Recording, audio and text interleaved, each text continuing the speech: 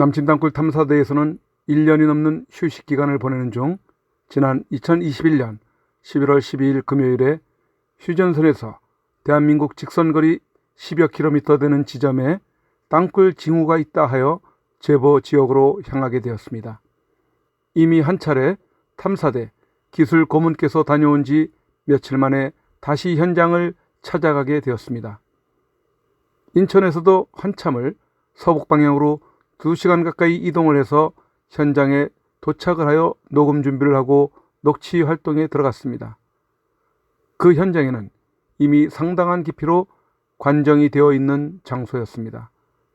탐사대는 그동안 인천 계양 지역에서 청음을 위해 사용하고 있었던 녹음 장비를 현장 관로에 약 40m 내려보낸 후 청음에 들어갔습니다.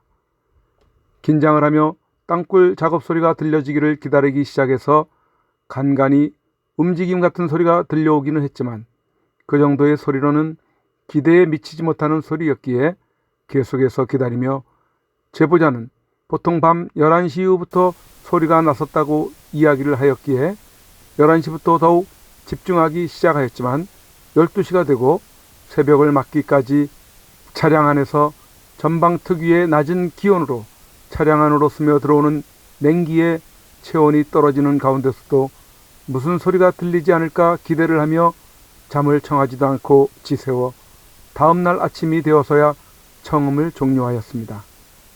제보자는 이러한 현상에 대해 매우 의아하게 생각을 하였습니다. 탐사대가 도착하기 전 5일 동안은 매일 작업 소리가 들려 녹음까지 확보한 상태였었는데 왜 하필이면 탐사대가 도착하여 더욱 사실감 있게 라이브 방송으로 알리려고 했던 때에 작업 소리가 나지 않았을까에 대해 오히려 섬뜩하게까지 생각을 하였습니다.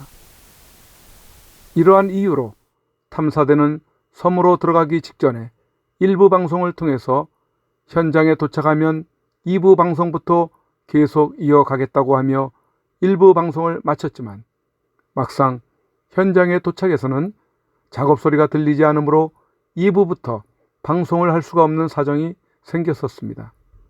그럼 제보자가 그동안 녹음을 확보한 내용은 어떤 소리들인지를 들어보시도록 하겠습니다.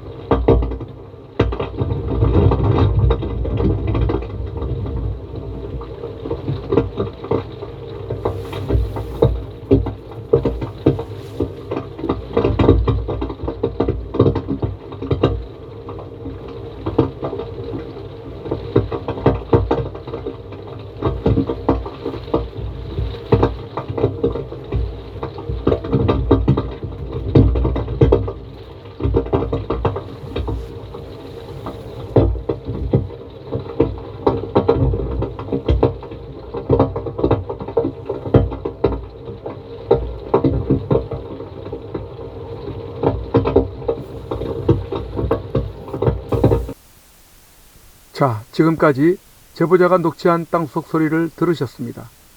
제보자는 최초 야외에서 캠핑 중에 새벽 시간에 밖으로 나왔다가 경음과 같은 이상한 소리를 듣게 되어 핸드폰으로 녹음을 하게 되어 탐사대에 제보를 하였고 또 안보 기관에도 신고를 해 놓는 절차도 밟았습니다.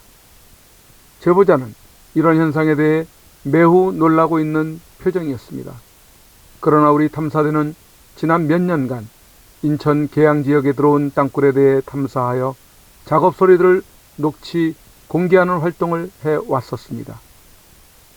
제보자가 제보한 지역은 북 휴전선으로부터 10여 킬로미터 지역의 후방이지만 인천 계양은 그보다도 더 먼 약 25킬로미터에 이르는 대한민국 땅속 깊숙이 들어와 있는 것을 알고 있는 것에 비하면 놀랄 일도 아닌 것이지만 인천 계양 지역의 땅굴도 그리 놀랄 일이 아닌 것은 그보다도 더 깊숙한 대한민국 전국 지역에서 제보된 지역 탐사를 통해 땅굴이 대한민국 후방 깊숙한 곳에까지 이미 점령되어 있다는 것으로 판단하고 있기 때문입니다. 대한민국에는 내노라 할 만한 장군들이 있습니다. 현역 시절에 전공을 세우기도 하고 나름 땅굴과 정보에 대해서도 최고라고 자부하는 분들이 있는데 그중 대표적인 네 분의 예비역 장군들은 북한의 남침령 장거리 땅굴에 대해서 어떻게 판단하고 있는지를 살펴보겠습니다. 먼저 육군 참모총장을 역임한 이진삼 장군은 장거리 땅굴에 대해 부정하고 있는 입장을 취하고 있습니다. 북한이 휴전선 4km 이남으로는 땅굴을 파들어오지 못했다고 보는 견해와 주장을 펴고 있습니다. 다음 프로에 출연한 그의 이야기를 들어보도록 하겠습니다. 근데 그래서 이제 땅굴을 그 비무장지에서 판다 하더라도 청와대와 삼청동 총리공항까지 오기에는 진짜 산전수전을 타격거려야 되는 거 안 아니에요? 되죠. 이게 제가 드릴게요. 예. 이게 이제 적지역 아닙니까? 예. 비면 팠는데 여기서 파면은 말입니다. 한 4도 각도로 온다고 해도 이것이 여기 와서 발견된 거 아닙니까? 그러니까 이건 전방지역을 위조한 거야. 예. 그럼 제가 생각할 때 사도 각도라는 게 이제 물을 뒤로 흐르고 이제 그래야만 또 퇴적물도 이제 그쪽에서 파기 시작하는 거 그러니까 파기 시작해서 조금씩 위로 사도 그렇습니다. 위로 이렇게 경사로 판다 이거죠. 올라갑니다. 예. 그러니까 그래야지 물도 막 이게 이제 뒤로 나가고 흙도 사도라기보다는 뒤로 나가고. 1km에 4m의 높이 편차가 나는 예. 걸 말하는 겁니다. 예. 그거 4도가 아니에요. 아. 그러면은 그렇게 봐야만이 저는 어떻게 해서 이걸 하냐면 지 아버님이 옛날에 광산 오셨어. 예. 그 이제 그걸 아는데 그렇게 하면 파고 들어가면서 이 갱차 있죠. 갱차로 퇴적물을 날릴 적에 들어갈 때는 가볍게 들어가고 내려올 때는 쉽지 않습니까? 예. 거기다가 물이 밖으로 또 흘러야 돼. 아하. 그렇기 때문에 되게 그런 각도로 파는데 예. 그런 각도로 파서 여기 와가지고 전방 지역에 있는 군인들을 미리 포위해가지고 무력화시키겠다는 겁니다. 그것이 근데 사건의 서울까지는 목적인데 좀 너무 길다. 이제 서울은 제가 판단할 때 저 뒤에서 아주 땅 밑으로 한 100m 어디를 해서 거기서부터 이렇게 파 나오면 거기까지 오는데 한강이고 다 있으니까 이상이 없겠지. 예. 그러나 제가 생각은 그 노력 가지고 예. 만약에 60km 가는 노력 가지고 저 개인 생각입니다. 6km까지 가면 10개 아닙니까? 예. 그 노력 가지면은 6km짜리 20개 팔 수 있습니다. 아. 그러면 전방을 갖다 무력화시킬 것을 왜 여기까지 그러느냐 이겁니다. 그리고 쟤네들은 처음에는 알겠습니다. 군인을 노리는 거 아닙니까? 예. 그 서울을 이렇게 팔 이유가 없죠. 이유가 없다고 난 설명한 겁니다. 두 번째는 허평한 전 기무사령관입니다. 허평한 장군도 지난 2020년 1월 17일 유튜브 연합회 초청 회견 자리에서 언급하기를 자신도 땅굴에 대해서는 전문가인데 민간에서 땅굴이라는 곳에 나가 조사를 해보았지만 사실이 아니었다고 하면서 북한은 장거리 땅굴 불가능하다는 논조로 결론을 내리고 있었습니다. 그 당시 항공사진이나 항상 땅굴은 출입국 들어가는 파고 들어온 데가 있으니까 항공사진을 다 찍었어요. 그 당시 한미연합자선을 다 찍은 결론은 한 20여 군데 파고 들어온 징후를 발견했고 그걸 집중적으로 탐사했는데 4개가 발견됐습니다. 그 외에는 지금 현재 우리가 가지고 있는 기술과 탐지 기술로서는 찾을 수 없는 그런 상태다. 그걸 회피한 완전히 지하에 이렇게 해서 들어온 땅굴이 있는지 모르지만 나는 거기까지는 갈 수 없다고 보는 사람이에요. 그래서 정말 어디 후방에 화성에 땅굴이 있다, 녹음이 어디까지 돼 있다 하면 나를 데려가세요. 내가 현장에서 분명히 증명을 시켜드릴게요. 과거에 사기치는 놈들 내가 몇 개 그렇게 해서 혼을 낸 적이 있어요. 예, 그거는 국민 여러분, 땅굴에 대해서 너무 불안해하지 마세요. 세 번째로는 국정원장을 지낸 남재준 장군입니다. 남재준 장군은 비교적 국가관이 있고 국민들로부터 인정받는 애국자인 것 같습니다. 그런 그는 19대 대선에 출마할 때에 안보 대통령을 표방하며 유세를 다닌 바가 있었습니다. 그런 그분에게 땅굴 문제가 이슈화되기를 기대하는 무소속의 김민찬 후보가 남재준 후보에게 소중한 질문으로 땅굴에 대해서 일각에서 알고들 있고 또 남재준 장군도 땅굴에 대해서 상당히 많이 알고 있을 것으로 기대를 하고 질문을 하였던 것 같았지만 의외로 남재준 후보는 땅굴에 대해서 실망스러울 정도로 비전문가적이고 군이 말하는 상투적인 답변하는 모습을 보여줬으며 결론적으로 북한의 땅굴 파는 기술로는 장거리 땅굴을 팔 수 없으며 고로 남한내로는 땅굴이 들어오지 않았다는 의미로 답변을 하였던 그리고 것입니다. 국장원장님을 역임하셨지 않습니까? 그래서 누구보다도 그 안보관은 확립이 확실할 것이라고 저는 생각합니다. 지금 최근에 그 대두되고 있는 이 남침 땅굴 그 부분에 대해서 후보님께서 알고 계시는 그 북한 남침 땅굴에 대한 실상을 어느 정도 알고 계시며 그 대비책에 있으시면 한번. 예, 지금 현재도 군에서는 심혈을 기울여서 땅굴을 계속적으로 탐지를 하고 있습니다. 지금 현재 군에서 찾지 못했던 땅굴이 대략 전방에 군단당 1, 2개 소식이 있다. 이렇게 해가지고 계속 찾고 있어요. 그런데 이 후방에 대한 땅굴 문제는 신빙성 문제가 상당히 많습니다. 예, 그래서 국방부에서도 갖은 노력으로 그걸 검증을 하려고 하고 있고 군에서도 땅굴을 갖다가 잊어버린 건 아니다. 지금도 이 시간 계속 탐사하고 있다는 점만 말씀을 드리겠습니다.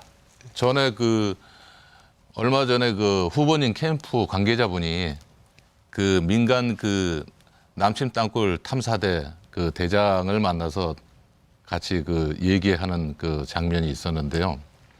그리고 그 민간 탐사대도 나름대로 지하에서 녹음도 하고 해가지고 지금 그걸 지금 현실적인 상황이라고 자꾸 얘기를 하는데 군 문제가 아니라 지금 민간이 서울에 지금 현재 들어와서 서울에서 인천에서 그 지하에 녹음을 해가지고 발파 작업이나 이런 거를 이번에 김태준 씨인가요? 체코 북한 대사로 있었던 분이 김태선 씨인가요? 갑자기 이름이. 그분도 그 얘기를 듣고 그 상황을 보고 인정을 하였는데 왜 국내에서는 이것이 그렇게 드러나지를 않고 자꾸 표현화가 되질 않는지. 그리고 아까 말씀드렸다시피 캠프 관계자가 후보님 캠프 관계자가 직접 그분들을 만나고 가셨는데 그러한 사항에 대해서 보고를 안 드렸습니까? 그러니까 모든 가능성을 열어놓고 끝까지 찾아내야 됩니다. 지금 현재 서울, 경기, 인천 일원에 지금 들어와 있다는 이 부분에 대해서는 확률을 몇 프로 정도로 보십니까? 땅굴 파는 기술로 봤을 때 확률이 높지는 않습니다. 지금 북한 같은 경우는 땅굴 파는 기술이 세계적인 수준인데요. 더군다나 50년 동안 북한에서부터 50년 동안 땅을 파고 들어왔으면은 지금 서울이 문제가 아니라 더 심하지도 않을까요? 아니죠. 50년 동안. 아무리 해도 기술이 발달해도 중간에 산소를 공급해 줘야 되고 배수치를 해야 되기 때문에 무한정 그렇게 파고 들어가지는 못합니다. 마지막 네 번째로는 해군 제독 출신으로 2022년 대선 후보로 출마 선언을 하였던 심동보 제독으로 그는 현역 때에 간첩선을 격침하여 전공을 올리고 휘하 부대원들을 훌륭하게 잘 지휘하였던 것으로 평가받고 있으며 그러한 군인 정신이 살아있어 지난날 국회의관에서 전시되고 있었던 박근혜 대통령의 누드화가 장기간 전시되고 있는 것을 보고도 아무런 행동을 하지 않고 있던 300명의 국회의원들과는 달리 액자를 떼어내어 내동댕이 쳐 분노를 표출하였던 정의롭고 행동하는 우파임을 알 수 있는 분이셨습니다. 그런 그도 북한의 장거리 땅굴에 대해서는 잘 아시는 것처럼 하시지만 역시 장거리 땅굴은 불가능하다는 지론을 가지고 계셨습니다. 이렇게 내놓으라 할 만한 훌륭한 군 장성이셨던 분들이 현역 당시에나 지금이나 북한의 장거리 땅굴이 불가능하고 없다는 판단을 가지고 있었는데 전역 이후 이분들의 뒤를 이어가고 있는 후배 장군들이나 지휘관들의 판단은 이분들과 같으면 같았지 덜하지는 않을 것으로 본다면 대한민국의 안보는 어찌 군과 정부를 믿고 안심하라는 말만 의지하여 살아갈 수 있을 것입니까? 더욱이 현 시국은 좌파가 정권을 차지하여 틈만 나면 종전선언을 획책하고 주한미군 철수 등 좌파 세력들이 득세를 하는 가운데 자유우파 국민들은 정치적으로 공산화가 되는 것에 매우 염려를 하며 지난 수년간 태극기를 들고 거리로 나와 종전선언 반대, 주한미군 철수 반대, 아로 조직의 핵심 이석기 석방 반대, 중국 공산당 반대, 4.15 부정선거 폭로, 코로나를 이용한 독재 타도 등 온갖 이슈에 대해 몸부림쳐 오면서 좌우파 공통적으로 북한의 남침용 땅굴에 대해서는 관심밖에 상황이 되어 온 것입니다. 그러는 사이에 북한은 대놓고 지상에서도 들릴 정도의 대담한 땅굴 작업을 해왔고 해나가고 있는 것입니다.